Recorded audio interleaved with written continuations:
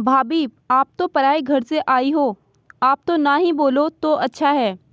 भाभी, इस धोखे में मत रहिएगा कि मुझको मम्मी पापा की संपत्ति से कुछ नहीं चाहिए।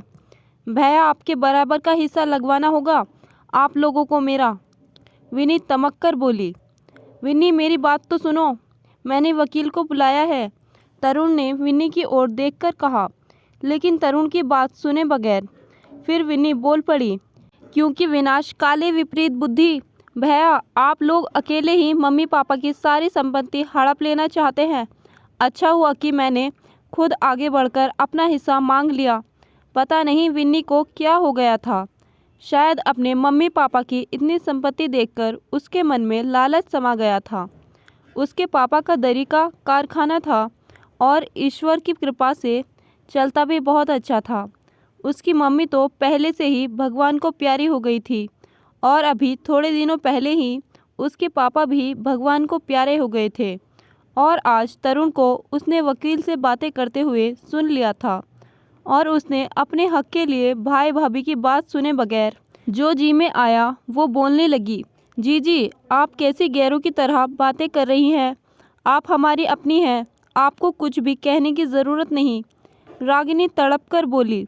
भाभी, आप तो पराए घर से आई हैं, आप तो चुप ही रहिए। संपत्ति मेरे मम्मी पापा की और ऐश से उड़ाए आप।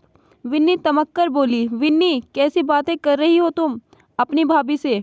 ये तुम्हारी बड़ी भाभी है। अब तो तरुण को भी गुस्सा आ गया। तुमको पता है, रात को ही रागिनी ने मुझसे कहा था कि जीजी को ज़रूर इस संपत्ति से आधा हिस्सा दीजिएगा।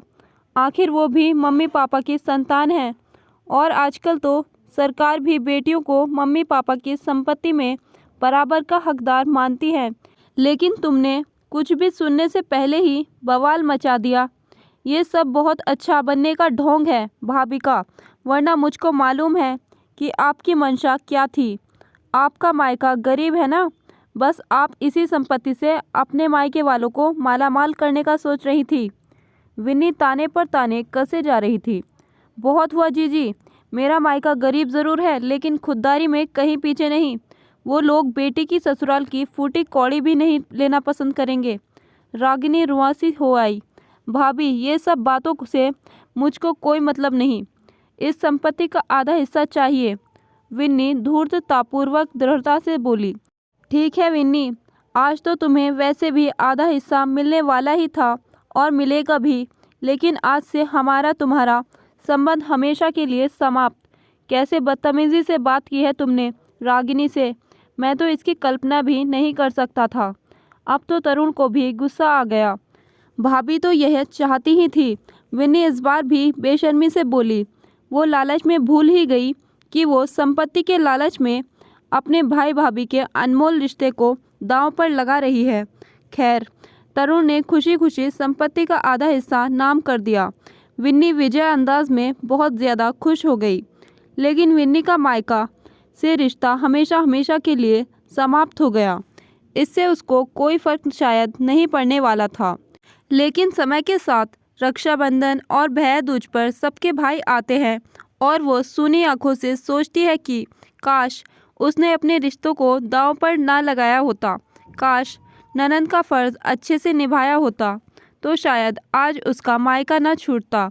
आज सब कुछ था, लेकिन कलाई पर राखी बांधने वाला और माथे पर टीका लगवाने वाला कोई भी पास नहीं था। लेकिन उस काश का कोई जवाब नहीं था, क्योंकि उसने खुद अपने रिश्ते को अपने लालच के वशीभूत होकर दांव पर लगा दिया था। दोस्तों, कहानी आपको कैसी लगी कमेंट बॉक्स में ज़रूर बताएं। वीडियो को लाइक करें, शेयर करें और चैनल को सब्सक्राइब करना ना भूलें। Thank you.